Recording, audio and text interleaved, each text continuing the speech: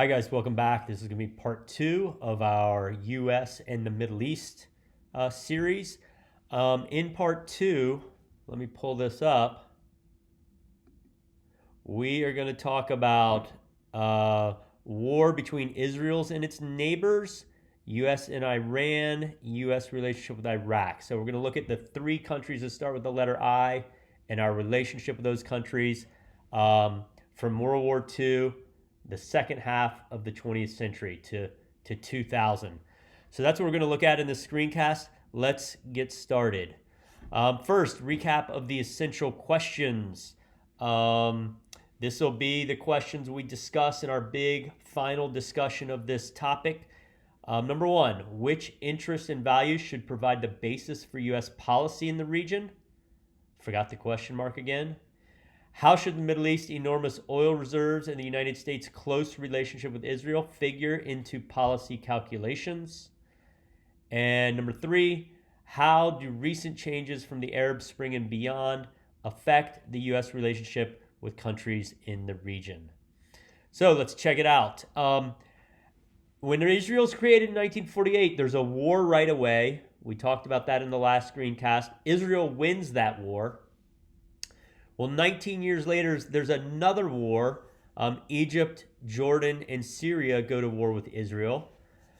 Again, Israel wins the war.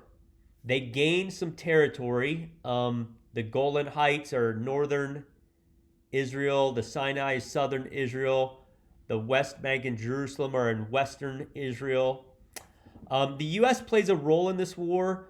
We are loaning Israel money and selling them anti-aircraft equipment. That's guns to shoot down airplanes. And we're selling them tanks. So Israel is better equipped than its neighbors, and that is partly thanks to us. There is another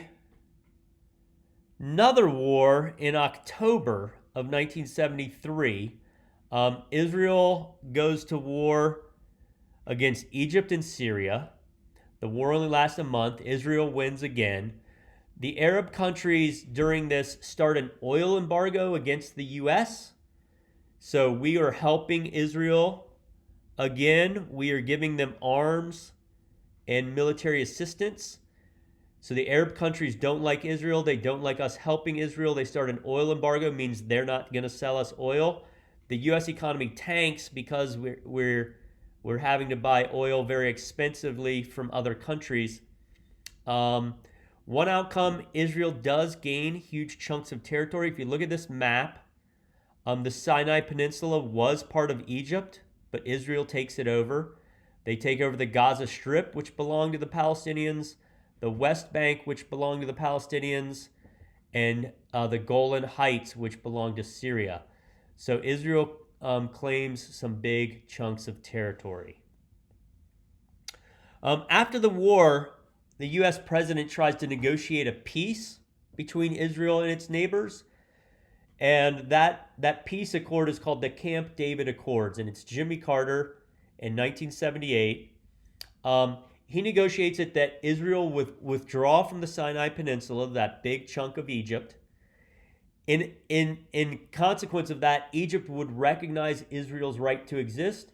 I don't know if you remember from screencast part one, none of the Arab countries had recognized Israel's right to exist. So Egypt is the first one to do that. The U.S. in the meantime is giving billions of dollars of aid to both countries, kind of grease the wheels, help them get along a little bit better.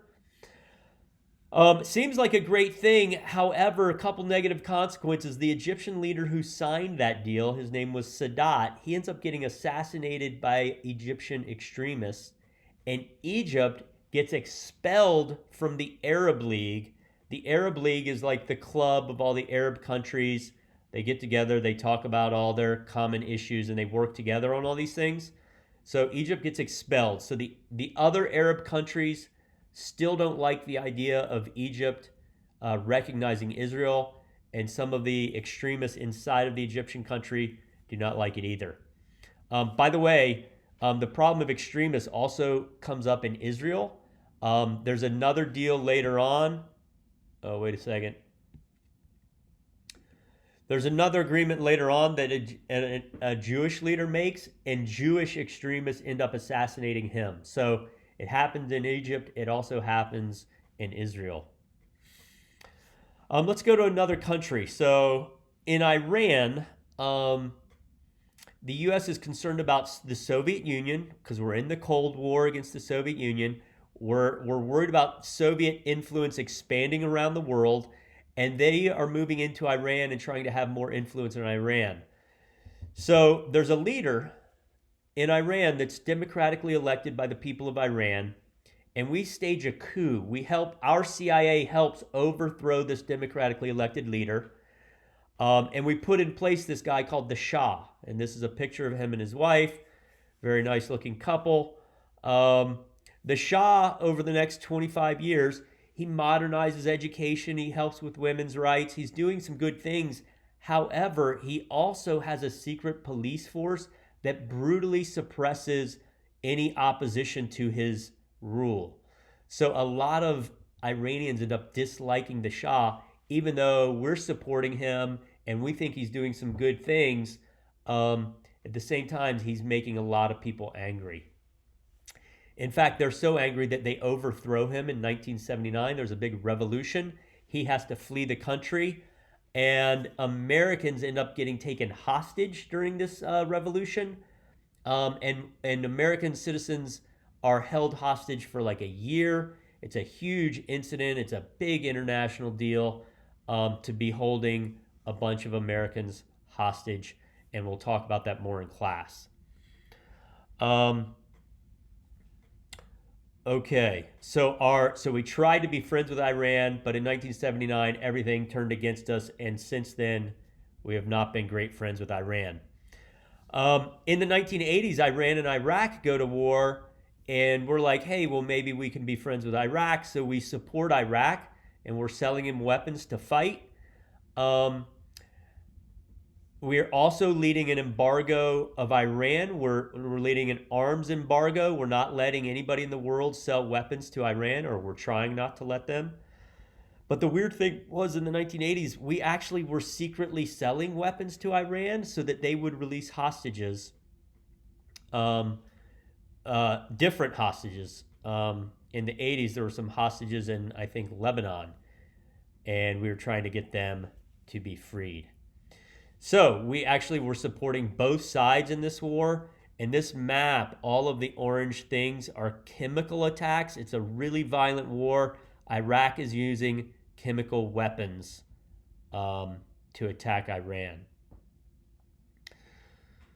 Okay, so that's the 80s. We're supporting both sides. In the 90s, the beginning of the 90s, there's the Persian Gulf War. And Iraq, after they could not defeat Iran, they end up invading Kuwait. And they're doing this because Kuwait has a lot of oil. Iraq has a ton of oil. If they add Kuwait's oil to what they already have, they will have a huge share of the world's oil market. So they invade and they successfully conquer Kuwait. But Kuwait is a friend of ours. So we end up getting this huge international coalition. We work with the United Nations. The United Nations supports us. A bunch of other countries chip in troops and money. And we lead this war, and we quickly defeat Iraq. One of the things, several things happen as a consequence of this. One thing that happens is that we were able to easily defeat them because of the terrain.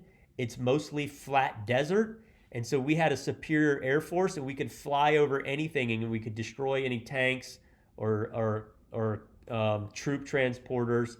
So at one point, there's this famous road. The Iraqis are fleeing, and this is how easy it was. You can see our military was able just to destroy any car that was trying to get out of Kuwait, any Iraqi military vehicle. A couple of outcomes. The U.S. gained greater influence in that region, and we gained some allies because we helped defeat Saddam. Saddam was the aggressor, so Saudi Arabia and Kuwait became closer allies. Other Gulf countries wanted U.S. protection as well, so that's Bahrain, Qatar, United Arab Emirates. And unfortunately, though, not everyone was happy. Some people consider Saudi Arabia to be a holy country because there are a couple of holy cities that are very important to the religion of Islam. And so some extremists were angered, including Osama bin Laden, that we had our troops in their country. They thought we were um, dishonoring their country. Okay, so what were our interests in the region during this period? They were the same things as during the 30s and 40s and 50s. We were still interested in oil. We are still interested in our friendship with Israel. And we were still interested in preventing the advancement and influence of the Soviet Union. So these are the things that are guiding our leaders, our presidents, our congressional leaders. These are the things they were thinking about during this period. All right, that's the end of this screencast. If you have any questions, you can see me in class or shoot me an email. Bye-bye.